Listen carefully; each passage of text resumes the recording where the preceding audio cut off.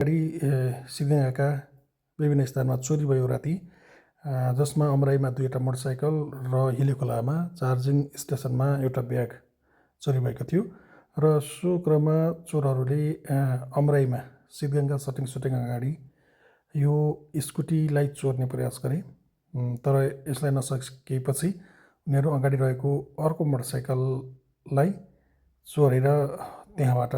लिएर गएका थिए। यसैगरी कृषि विकास बैङ्क अगाडिबाट एउटा मोटरसाइकल चोरेका थिए भने अर्को दिन बिहान बेवारिसी अवस्थामा एउटा स्कुटी समेत सडकमा भेटेको थियो र सो स्कुटी कसको हो भन्ने बारेमा आधिकारिक जानकारी नभए पनि सम्भवतः चोरहरूले आफ्नै स्कुटी लिएर आएको हुन सक्ने अड्कल गरिएको छ र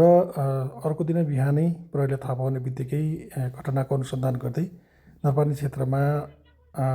सो मोटरसाइकलमा दुर्घटना परेका थिए उनीहरू र उनीहरूलाई पक्राउ गरेर प्रहरीले अनुसन्धान अगाडि बढाएको छ र हराएको अर्को मोटरसाइकल पनि फेला परिसकेको इलाका प्रहरी कार्यालय ठाडाका प्रहरी निरीक्षक दीपक विष्टले जानकारी गराउनुभएको छ र उनीहरू पक्राउ परिसकेका छन् र मोटरसाइकलहरू पनि भेटिएका छ र अन्य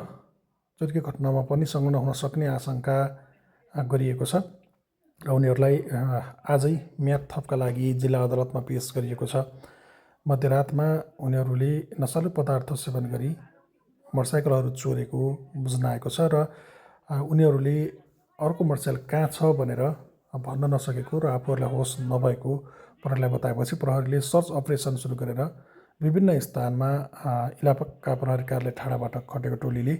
खोजी गर्ने क्रममा नरपानी आसपासमै अर्को मोटरसाइकल पनि भेटिएको जानकारी प्राप्त भएको छ। यसरी पक्राउ हुनेमा भूमिका स्थान नगरपालिका घर भई सन्धिखरका बस्ने विशाल जेएम र मनिष केसी हाल पक्राउ परेका छन् र अन्य व्यक्तिको पनि संलग्न हुन सक्ने आशंका गरिएको छ र उनीहरू विरुद्ध जिल्ला अदालतमा म्याद थपका लागि आज पेश गरिएको छ।